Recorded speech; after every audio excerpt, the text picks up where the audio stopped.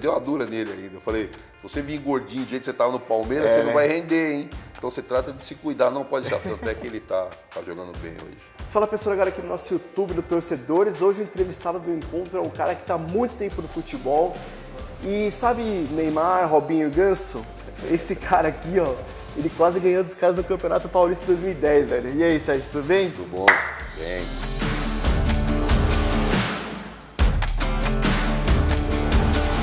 Lembra muito disso, né? Pô, quando eu vou deitar, eu lembro aquela bola do Rodriguinho aos 44, pegou na trave, que era pra ele ter sido campeão. Era pra ser campeão, né? Fora o salve, né? Que me anulou um gol legítimo. Tem isso também. Eu cobro dele até hoje. Toda vez que eu encontro com ele, que eu vou às vezes na ESPN. E que ele fala? Ele fala que foi a Maria Elisa, ele transferiu pra ela. Olha, ele pipocou então. Mas além daquele Santo André de 2010, tem muita história no futebol já, né? Tem. Eu comecei essa nova função de treinador em 2004, né? Na Copa do Brasil, que o Santo André foi campeão, eu joguei e a gente conquistou aquele título importante. Aquele título você jogou e foi auxiliar ou Sim, só auxiliar? Você sim. fez as duas funções, né? Eu joguei, meu contrato terminava no jogo do Guarani lá em Campinas, no jogo que foi 1-1. No jogo da volta, meu contrato tinha encerrado. E não renovou? Não, eu também já não estava muito afim de renovar e o Santo André também não estava afim de renovar.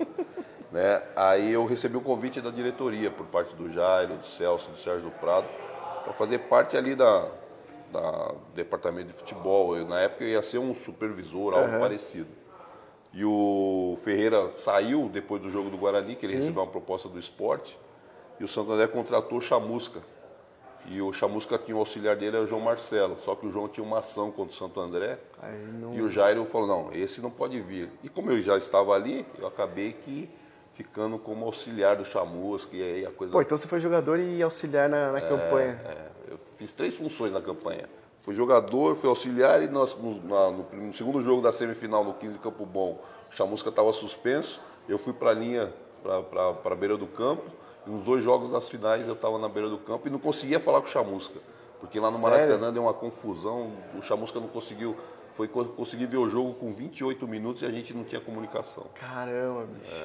Aí... E como que foi? Esse título de 2004 é marcante pra caramba pro Santo André e pro futebol brasileiro também. Vocês escalaram o Maracanã lotado, só isso, né? Sem dúvida. A verdade é assim, nós tínhamos noção daquilo que a gente podia conquistar. Porque a gente sabia o tamanho da força que tinha aquele time. Evidente que o ambiente externo, né, natural, que via o Flamengo como campeão, pegando o Santo André, um time pequeno, mas o Santo André era um time muito ajustado. E na semifinal eu lembro que era Flamengo e Vitória, a gente torceu muito para que o Flamengo passasse para a final. Porque se é para fazer uma final, fazer com o Flamengo, né? E outra, a repercussão que ia ter. Exatamente. Se não me engano, era São Paulo e Once Caldas que estavam na Libertadores, nós torcemos para o São Paulo sair. Para que ficasse tudo voltado para a final da Copa do Brasil. E realmente ficou. Né? E a gente sabia que a gente tinha condições de passar pelo Flamengo. Nós estudamos o time do Vitória, era um time mais rápido. Né? Tinha Edilson, tinha um atleta mais de velocidade. E o Flamengo a gente sabia que poderia, de repente, a gente ter uma situação que nos credenciasse a conquista. E o primeiro jogo ainda foi 2-2, né? Foi 2-2 aqui no Parque Antártico. Eu tava lá. Então todo mundo torcendo, porque lá. valia gol fora naquela época. Todo né? mundo eu saí do estádio e falei, ixi, lá não vai dar, não. Mas tá todo mundo. Não, todo mundo, né? E para nós, a gente sabia que ia ter condições de nós irmos ao Maracanã e fazer resultado. Quando você lembra assim, como você falou, vai dormir, o que foi mais marcante? Esse título ou aquela campanha de 2010? Com certeza, por ser o início, o título da Copa do Brasil, com certeza, né? Mas se tivesse sido aquele título, o Paulistão, se você tivesse vencido, ia dar pra... ia ficar pau a pau. A verdade ia ter um equilíbrio e ia ter uma mudança de patamar, né? Porque com a conquista do Paulista, do jeito que a gente vinha jogando, com certeza os grandes clubes iam ter olhares diferentes para o meu trabalho. Sim. Né? Talvez eu poderia ter dado um pulo, saído do Santo André e ir direto para um grande clube de futebol brasileiro, né? Mas eu saí do Santo André, na oportunidade, fui para o Atlético Paranaense, né? Que também foi fantástico, foi fabuloso. Porque ficou pouco tempo, mas fez uma campanha muito boa no final do ano. Sim, né? Eu entrei no lugar do Carpegiani, que o Carpegiani veio para São Paulo, e a gente foi brigando por vaga na Libertadores até a última rodada. Aquele ano foi bom, então, pra você, hein? Foi fantástico. A minha carreira é uma carreira de crescimento, né? De bons... Teve um momento difícil do Santo André do ano passado, né? Mas, assim, 90% foi muito coisas boas. Mas é duro ser treinador aqui no Brasil, né? Eu tava dando uma olhada na lista, você tem uns 20 trabalhos como técnico já.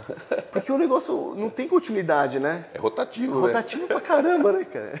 Às vezes você quer ficar, o dirigente não quer. Às vezes você não quer ficar, o dirigente quer que você fique. É verdade. Como que é essa vida Os trabalhos que eu tive, assim, um prazo maior, né, foi no próprio Santo André, nessa campanha de 2010, porque eu cheguei em 2009, né, que eu tinha saído depois do acesso, em 2008. Aí voltei para o Santo André em agosto de 2009 e fui sair em setembro de 2010. Então foi um ano inteiro, nós fechamos, né, um ciclo, mudamos o time de 2009 para 10. E no Ceará também, eu cheguei em 2013, agosto de 2013, fui sair do Ceará em outubro de 2014, e aí entra no que você falou, eu não queria sair. E o Evandro, na oportunidade, nós perdemos 2 jogos, do Icasa e do Joinville fora, e a gente era 5º colocado para um jogo com o Santa Cruz em casa, que se vencesse entrava no G4 de novo. E o presidente se precipitou, e isso estou falando porque eu já falei para ele, nós somos amigos, né, e interrompeu o trabalho. E tive 10 meses no Bahia no ano seguinte. Né? Que também você saiu no finalzinho de também, outubro já. A mesma situação. Né? E o presidente Marcelo, que hoje, né, é meu amigo, não é mais presidente, mas é meu amigo, ele também entende que se precipitou, né? Mas esse é o maior problema do futebol brasileiro. É isso que eu ia te perguntar. Você falou 2 situações que os dirigentes erraram e depois, conversando com você, assumiram que erraram, né? O que é? A torcida, a imprensa? São os jogadores que às vezes eles sentem que o cara não está mais... Não, tem um pouco de pressão externa, né? Por exemplo, eu posso falar do Ceará, a torcida pressionava, mas não contestava o trabalho. Né? Pressionava porque queria o resultado. Porque é lógico, que é normal, né? Porque em 2014 eu recordo que o Ceará, em junho de 2014, o Ceará é o maior atraque do Brasil. Né? Nós fizemos um jogo de Copa do Brasil com o Internacional de Porto Alegre, lá em Porto Alegre, onde nós ganhamos do Inter 2-1 e jogamos com um volante só, que era o João Marcos, que nem era de marcação, botamos o Ricardinho de segundo e o time fez uma partida excepcional. E aquele Ceará de 2014 jogava um futebol envolvente, tanto é que nós mudamos o jeito do Ceará jogar a partir de 2013. O Ceará tinha a mania de jogar com 3 volantes, e nós passamos a jogar dentro do conceito de futebol que eu entendo, que é o ideal. Né? O Ceará começou a ser um time agressivo. Geralmente esses times sempre são agressivos, né? É o que eu acredito no futebol. Mesmo né? quando você está no time pequeno, por exemplo, você põe o Santo André 2010 né? Era assim, era né? o segundo melhor ataque do campeonato, só perdia para o Santos com todos os meninos que você acabou de citar. Né? O Ganso, o Neymar, Robinho, o Wesley, Arouca. Era um timão. Para mim é o melhor Santos até hoje. Ainda não vi um Santos melhor que 2010. Né? E a gente fez frente com o Santos nos 3 jogos. Na fase de grupos, eliminatória, né? Que nós perdemos 2-1 em Santo André, que o Neymar fez um golaço. E nos 2 jogos das finais, o Santo André encarou de igual para igual. Aquela semana teve muita história, né? O Neymar, com a questão do óculos, né? Que tinha levado a dedada no primeiro jogo, né? Depois o Ganso recusando a sair e tal. Cara, aquele jogo foi muito louco, né? Foi uma decisão, Aconteceu de tudo aquele jogo, né? Como que é pra você, né? Tava lá no banco, vendo tudo aquilo acontecer, erro de arbitragem, igual você falou. Cara, eu acho que tudo isso é o que envolve uma decisão, né? São as situações imponderáveis do jogo, né? Que também é inerente ao jogo. São coisas que você não imagina que acontece uma decisão, mas dentro de uma decisão tudo pode acontecer. Né, como essa questão do Neymar, que o Neymar, na verdade, ele sofreu uma falta e ele enfiou é verdade, o dedo no né? Ele olho, colocou o próprio dedo no essa questão do Ganso é uma coisa assim que, de repente, todo mundo fala que é personalidade, eu já vejo diferente. Se fosse com você, o que você faria? Você conseguiu se colocar no lugar do talvez Dorival? assim, naquele momento, eu acho que se o Dorival tivesse chamado o Ganso na beira do campo, perguntasse como que ele estava se sentindo, ele não precisaria fazer, não ia ter essa situação. Né? O Dorival entendeu que o Ganso estava sentindo cansaço, né? E eu torci para ele sair, porque ele estava dominando ele o jogo, estava segurando né, a bola, estava comandando, né? Mas eu acho que foi um episódio que, de repente, poderia ser contornado de uma outra forma.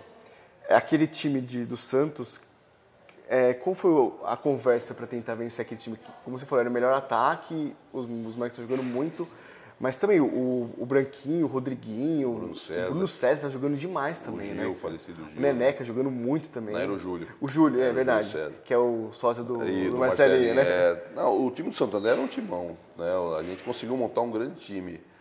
A conversa para a final, ela se estendeu do que foi para o início da competição, que nós iríamos enfrentar qualquer time, seja ele grande ou pequeno, da mesma forma, seja dentro do Bruno ou fora, como nós ganhamos o Palmeiras dentro do Parque Antártico de 3-1. A ideia foi essa, desde o início da pré-temporada em Poços de Caldas. Que nós teríamos um time que ia propor jogo, um time que não temeria ninguém, que jogaria de igual para igual, porque o que mais incomoda o time grande é você propor jogo, você incomodar o time grande.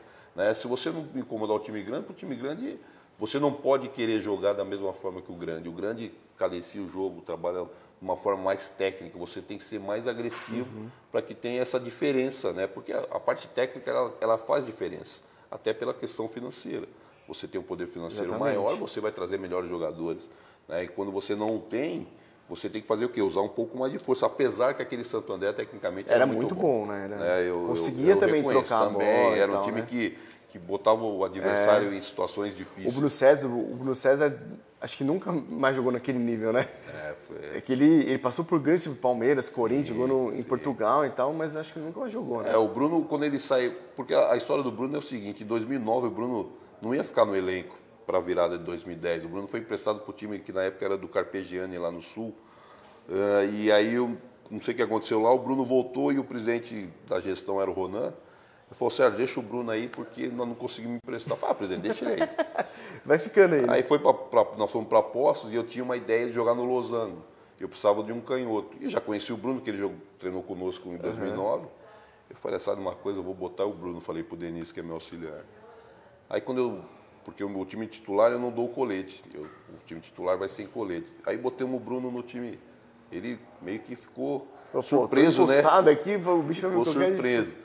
Aí eu conversei com ele, ele queria fazer tudo de uma vez. Eu falei, Bruno, relaxa, eu quero que você faça essa função do meio para a esquerda, chegando na área e recompondo como um terceiro. Tudo bem? Não, tudo bem. E ele começou a desenvolver bem dentro do treinamento. E ele foi, e no primeiro jogo que nós estreamos contra a Ponte, ele fez o gol de cabeça. E aí foi a história do Bruno, que depois ele foi para o Corinthians e se manteve numa boa performance, tanto é que foi vendido para o Sporting. E até hoje ele me agradece, né? Hoje ele foi para o Vasco. Outro dia eu conversei com ele, que o PC, a gente estava lá no curso, o PC estava contratando ele estava em Portugal.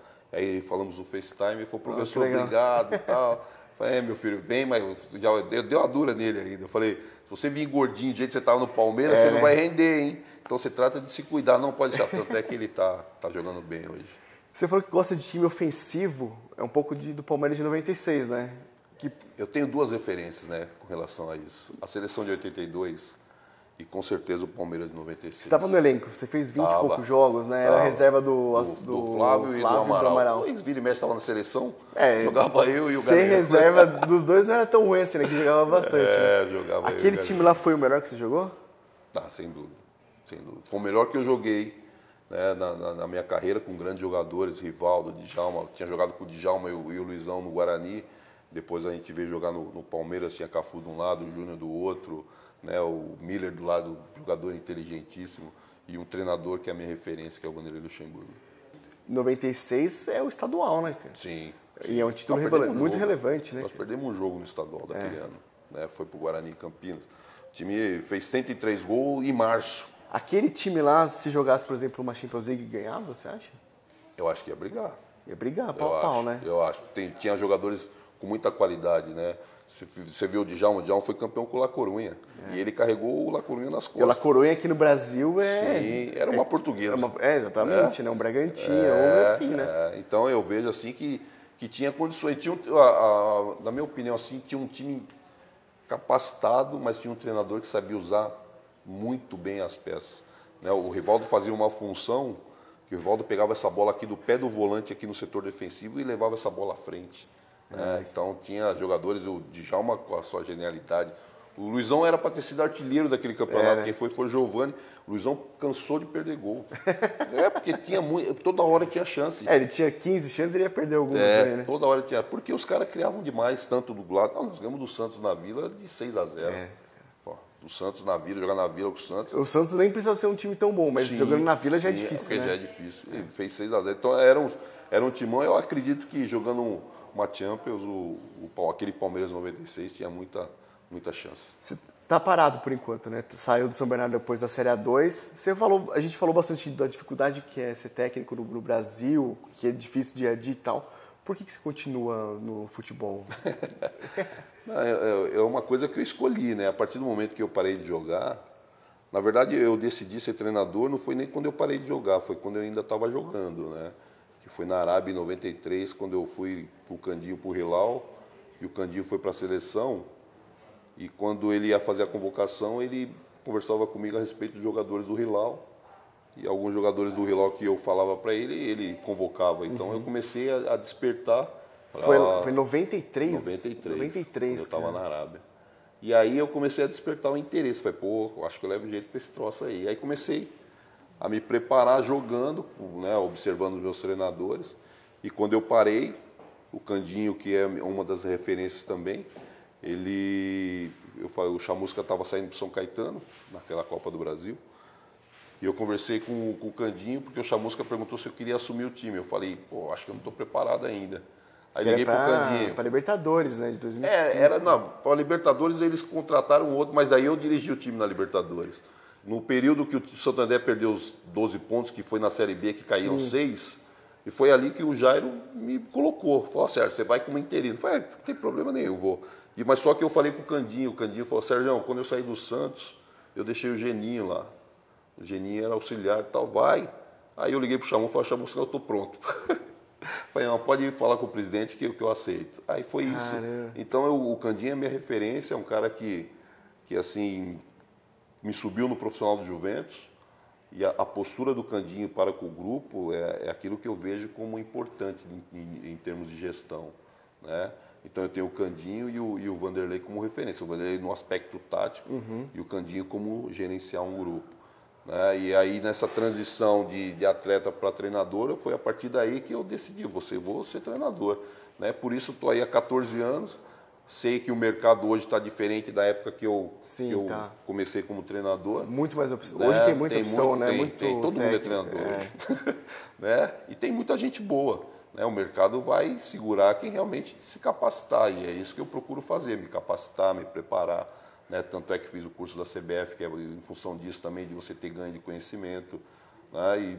E a minha ideia, o meu princípio de futebol é que eu acho que é o futebol brasileiro e que diferente do que a gente está fazendo. Então eu vou continuar lutando pelo aquilo que eu acredito. Por isso que eu ainda vou continuar como treinador. Boa, Sérgio. Obrigadão aí pelo papo. Valeu. Muito legal conversar de futebol com você. Tomara que pareça um trabalho legal aí. Se Deus quiser, estamos aí aguardando. Boa, e acompanhe sempre a gente aqui no YouTube do Torcedores. Valeu. Valeu.